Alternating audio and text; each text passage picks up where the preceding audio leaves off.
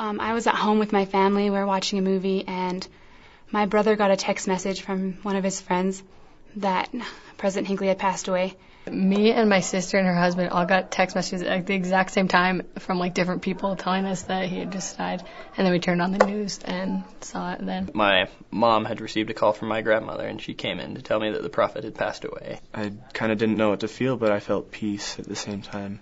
Me and my friend were on our weekly Sunday drive, and we were on our way home, actually, and we started getting so many texts from a whole bunch of different people that just said, in honor of President Hinckley, tomorrow at school we're all going to wear our Sunday best, so dress up and tell everybody. I woke up this morning and turned on my phone, and I had a couple texts from my friends saying that we're going to dress up to show respect for President Hinckley passing.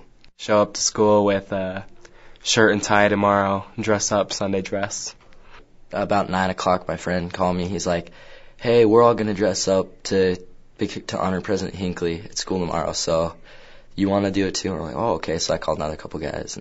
President Hinckley, when he talked and when he spoke, is just a lot of his messages were straight, for the youth. He really reached out to the youth.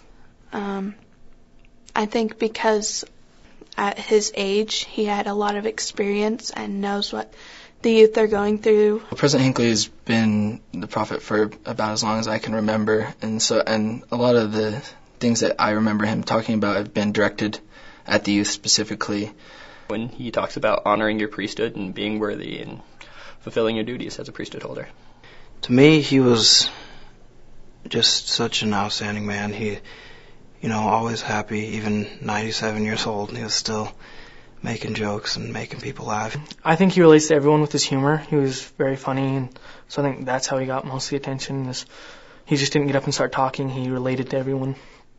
He, to me, is like a friend, kind of, even though I don't know him on, like, a personal basis. He's like a really good role model because he lived his life in like exactly like a way that I would like to live mine. Like his life was devoted to teaching the gospel and to teaching youth and other people about it.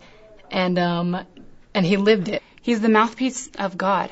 And so, like, God knows us all personally, and if President Hinckley is his mouthpiece, then he can know us personally too. I've come to know and gain a testimony that he has directed this church under the direction of Jesus Christ himself.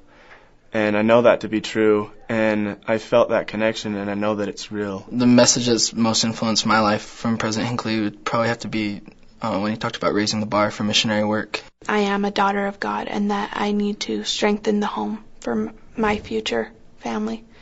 Ooh, that's a hard one.